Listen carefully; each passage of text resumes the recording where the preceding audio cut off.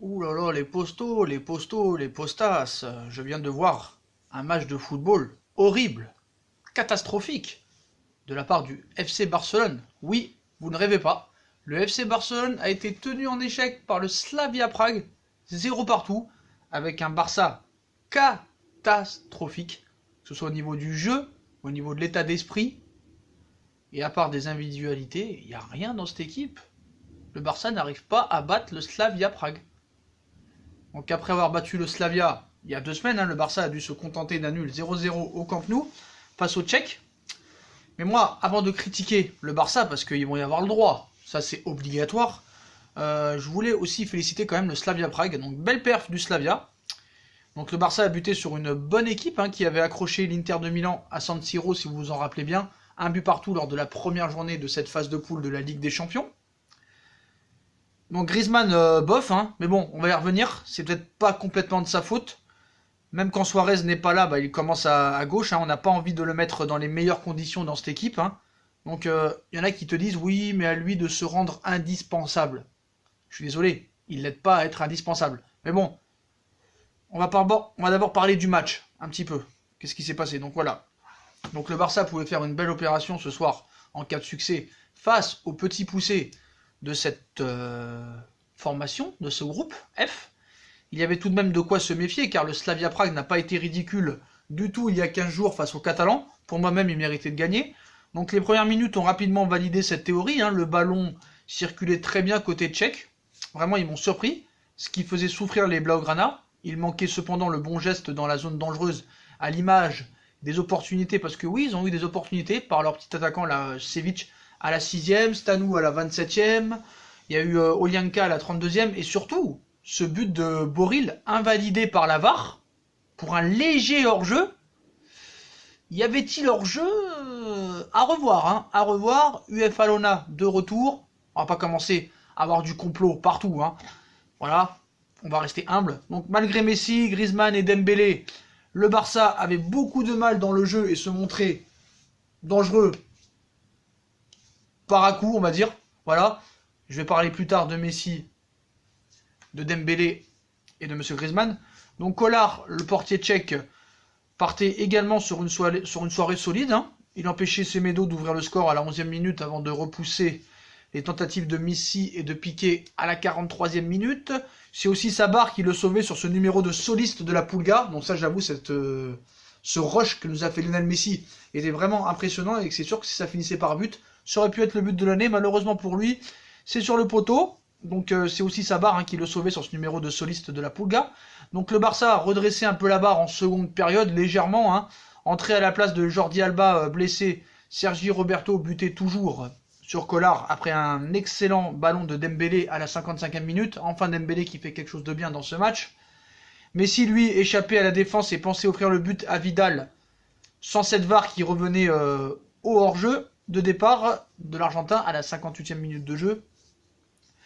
Même le quintuple Ballon d'Or n'y arrive pas, comme sur ce service parfait d'Ansu Fati. D'ailleurs, la rentrée d'Ansu Fati a fait beaucoup de bien au Barça. Malheureusement, ça n'a pas suffi à tromper les filets des Tchèques. Donc, auteur d'un triste match nul 0-0, les Blaugrana restent tout de même leaders de leur poule avant le choc Inter de Milan, Borussia Dortmund. Mais voilà, sur le jeu ce soir, il n'y a rien. Il n'y avait rien. Il n'y avait rien. Donc moi, je voudrais parler un petit peu de Griezmann, de Dembélé, de Messi, de Valverde, de tout ça. Parce qu'il y a beaucoup de choses à dire. Déjà, on a vu que le Bayern Munich s'est séparé de son coach. Il ne faudrait pas que le Barça et le Paris Saint-Germain fassent le contraire. Parce que là, vraiment, quand tu vois par exemple Leipzig jouer, j'avais Leipzig sur la tablette, j'avais le Barça sur la télé. Leipzig, ça jouait 10 fois plus vite que le Barça. C'était pas le même jeu. Et attention au Red Bull Leipzig. Attention au Red Bull Leipzig, les potos. Je vous le dis. Avec l'entraîneur qu'ils ont, pour moi, qui est une future star. Attention. Attention au Red Bull Leipzig, parce qu'avec les gros qui ont beaucoup de mal, que ce soit le Real, le Barça, beaucoup d'équipes ont beaucoup de mal dans cette début de saison. Donc attention au Red Bull Leipzig, mais on y reviendra après. Pour l'instant, c'est pas le sujet de la vidéo. On revient au Barça et ce triste match nul 0 partout. Donc, je voudrais commencer par monsieur Antoine Griezmann. Donc, Antoine Griezmann qui est beaucoup critiqué. À juste titre ou pas, Bah déjà, moi, je pense qu'il a fait vraiment le mauvais choix en venant au FC Barcelone. C'est pas un jeu pour lui. Il faut être très clair là-dessus. Déjà, le Barça, pour moi, a fait une mauvaise opération. 120 millions d'euros, c'est surpayé pour moi. Mais voilà. Si j'étais Griezmann, je quitterais ce club. Moi, je quitterais ce club. Tant Messi et ses potes ne se cachent même plus à le boycotter. Il n'y a plus une passe. Le mec, il est complètement solitaire. Il est rejeté. Il est rejeté. Voilà. Il ne se cache même plus. Donc là, pour moi, on touche l'amateurisme. Hein. Voilà, pour moi, on touche l'amateurisme en matière d'esprit d'équipe. Voilà, on voit que Valverde, il ne sert plus à rien. Est-ce qu'il a vraiment servi à quelque chose depuis qu'il est au FC Barcelone? Le gars est complètement perdu. On nous dit le Barça, c'est une famille. Mort de rire. Quand tu vois que ces mecs-là sont en train de complètement ignorer Griezmann. Bon, moi, Griezmann, c'est pas un joueur que j'affectionne particulièrement. C'est pas un joueur qui me fait lever de ma chaise. Mais là, quand même, le gars, il est complètement oublié. Donc après, Rakitic, qui remplace Busquets, et on nous parle d'un accord avec le Paris Saint-Germain, je n'en veux pas. Rakitic, je n'en veux pas. Donc voilà. Et incroyable de voir à quel point le Slavia Prague est supérieur dans ce match collectivement par rapport au FC Barcelone. C'est ça qui est le plus grave. Pour moi. C'est comme à l'aller. À l'aller, je suis désolé. Le Slavia Prague mérite au moins de faire un match nul contre le FC Barcelone. Je suis désolé. Ter Stegen a fait un très gros match. Et vraiment, à part Ter Stegen, Lionel Messi et Busquets dans cette équipe, il n'y a rien. Il n'y a rien. Donc les Barcelonais n'ont pas de plan de jeu, ne savent pas quoi faire du ballon, encore une fois, dans ce match. Comme contre Levante, comme contre Grenade, comme contre Bilbao, comme contre Dortmund le premier match. Donc voilà. Encore une fois, que des individualités, excusez-moi. Valverde, franchement, on se demande, Ernesto Valverde, qu'est-ce qu'il travaille à l'entraînement, le gars? J'aimerais bien voir les entraînements du Barça et de Valverde. Le gars a dit qu'il ne démissionnerait pas. Bah, c'est sûr que c'est pas dans son intérêt de démissionner. Le gars, il doit même se demander dans sa tête comment ça se fait qu'avec toute la merde que j'ai fait depuis 2 ans et demi, je suis encore entraîneur du FC Barcelone. Donc après, on nous parle de Koeman, mais bon, Koeman, ce serait pour 2020. Hein. Donc voilà. Après, je voudrais parler d'Ousmane Dembélé. Donc Ousmane Dembélé, c'est quand même incroyable qu'il puisse évoluer aux côtés de joueurs comme Lionel Messi ou Sergio Busquets. C'est incroyable.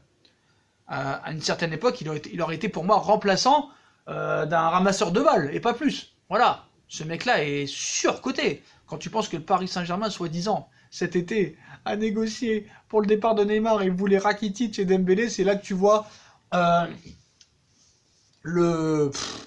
l'incompétence des médias espagnols et l'amateurisme, publicité mensongère. Voilà, les médias espagnols maintenant, voilà. Donc pour moi, ils sont à la ramasse, il n'y a pas de vitesse, il n'y a pas de dribble, il n'y a rien. Pour moi, il n'y a rien. Donc ce que propose le Barça dans le jeu, bah pour moi, c'est un véritable néant. Il n'y a rien. Même en ce début de saison, tu vois les matchs de début de saison, il n'y a rien.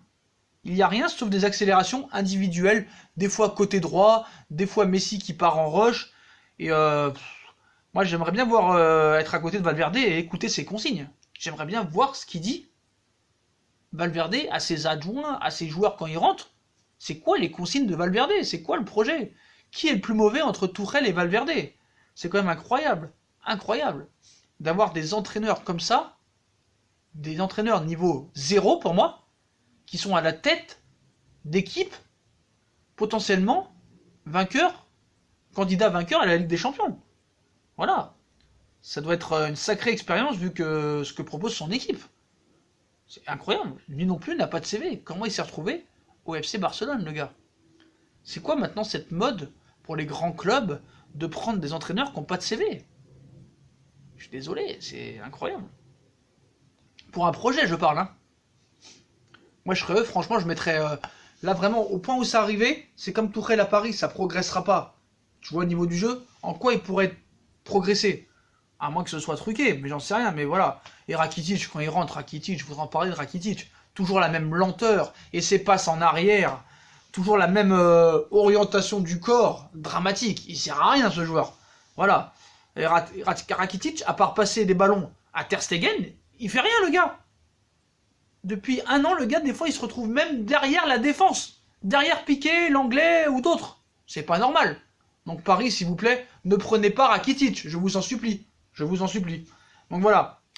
Même Vidal en attaque, c'est quoi le projet de mettre Vidal en attaque? C'est n'importe quoi. C'est n'importe quoi. Limite, mais en dessous Fati. Donc la patience est terminée. Hein. Comme Coutinho, hein. Je pense que c'était une erreur quand même d'avoir jeté Coutinho. Je te jure, quand tu vois des joueurs des fois qui jouent dans mon quartier, là, ils sont meilleurs que Dembélé, t'as l'impression. Dembélé, c'est un intermittent du spectacle, le gars, il sert à rien. Voilà, Ansu Fati qui fait mieux pour moi que Ousmane Dembélé, hein, en 1 heure. Donc voilà, le gars, 16 ans, talent, sans expérience, mais qui a au moins la bonne mentalité par rapport à Dembélé. Et voilà la différence. Il a beaucoup plus apporté en une demi-heure que Dembélé en 1 heure. Donc quelle tristesse de voir ce qu'est devenu Ousmane Dembélé. Hein. C'est triste. Hein. 125 millions d'euros. Donc on dit que Paris c'est des pigeons, mais le Barça c'est des pigeons. Hein. Quand tu vois qu'ils ont acheté Coutinho pour 150, Ousmane Dembélé pour 110 ou 120. Oh là là là là. Quelle tristesse. Il a le talent mais il l'utilise pas en fait. Voilà. Il l'utilise pas. Mais moi je voudrais parler aussi d'autre chose. Dans ce match, c'est que moi, ce que j'ai peur avec ces petits Barcelonais là, c'est qu'ils fassent exprès, parce que maintenant tout est possible. Hein. Moi je commence à devenir complotiste. Quand je vois un tel niveau de jeu exécrable, va savoir si les gars ne vont pas faire exprès de finir deuxième. C'est FDP. Pour être poli. Est-ce qu'ils vont pas faire exprès de finir deuxième? Comme ça, on les tire, le PSG on les tire en huitième de finale, et d'un seul coup, en huitième de finale, ça redevient le grand Barça de Pep Guardiola, le grand Barça de Messi, de Johan Cruyff à l'époque. Et c'est ça que j'ai peur avec eux. C'est ça que j'ai peur avec eux. Mais bon, on va pas se projeter pour l'instant dans l'avenir. On parle à l'instant même et à chaud après le match. Pour moi, ce que je retiens de cette équipe du Barça, c'est que dans le jeu, ils ne proposent rien. Griezmann est complètement boycotté par Messi et par tous les autres joueurs. Il est mis de côté complètement. Pour moi, je quitterai le Barça la saison prochaine. Le Barça, en plus, s'est fait pigeonner. Ils sont fait pigeonner pour moi 120 millions d'euros. Mais je trouve que dans l'état d'esprit, ce que fait Messi n'est pas bien. Voilà. Il devrait, franchement, bien jouer avec Griezmann et régaler tout le monde. Mais là, il régale personne. Il régale personne. Donc voilà. Et ce Valverde, je vous conseille vraiment de le virer très très rapidement. Très très rapidement. Mettez un gars comme Xavi qui connaît les joueurs et peut-être qu'il peut vous faire quelque chose. Mais voilà. En espérant que ça aille mieux pour vous, parce que là, franchement, au niveau du jeu, c'est exécrable, lamentable, catastrophique, nullissime. Et j'ai l'impression qu'on était dans du futsal, quoi. Les gars, je prends la balle et je vais tout seul au but. Il n'y a rien.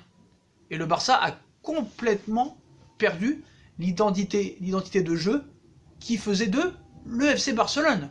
Ce jeu de possession, une touche de balle, aller vite vers l'avant, création du beau jeu, des buts exceptionnels.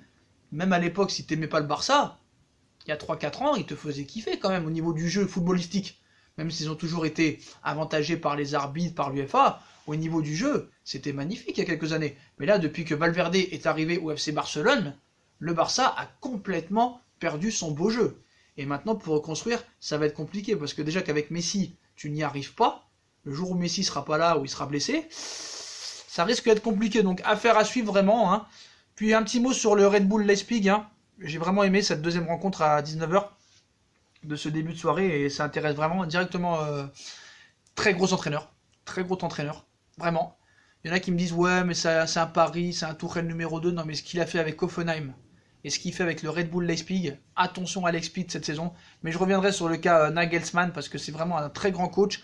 Après, la seule chose qu'on peut lui reprocher, c'est peut-être d'attaquer trop. Des fois, je les ai retrouvés à un moment, allez, je vais pas mentir, c'était un 1-9. Ils étaient un derrière. Il y avait un mec derrière, ils étaient 9 en train d'attaquer. Et des poteaux de partout, des occasions de partout, des actions de jeu magnifiques de partout. Mais voilà, attention au Red Bull Leipzig. Mais voilà les postos. Voilà pour cette vidéo. Le Barça a tenu en échec au Camp Nou, 0 partout, contre le Slavia Prague, le petit poussé de cette poule. Donc voilà, le Barça tient toujours la première place. En attendant le résultat de l'Inter Milan Dortmund, bah voilà. Pour moi, comme je vous l'ai dit, hein, Griezmann boycotté, aucune qualité dans le jeu. C'est triste. Triste match nul, et le jeu du Barça est très très inquiétant. Donc on va suivre ça, et pour moi, il faut tirer la sonnette d'alarme. Donc voilà les postos, comme d'habitude, hein, si on a kiffé la vidéo, on like, on partage, on s'abonne. Dites-moi en commentaire, Footix barcelonais, Footix footballistique, et tout le monde. Dites-moi en commentaire ce que vous avez pensé de ce match catastrophique au niveau du jeu et de ce 0-0 du Barça contre le Slavia Prague. Puis comme d'habitude, hein, on nous suit sur les réseaux sociaux, Instagram, Twitter, Facebook, Snapchat. On nous suit sur Utip, en regardant les pubs gratuitement, si vous pouvez nous aider, c'est gratos, ou en faisant un petit don par-ci par-là, en scred. Puis on vous souhaite une bonne vidéo, et à plus tard dans une autre vidéo les potos. Tchuss!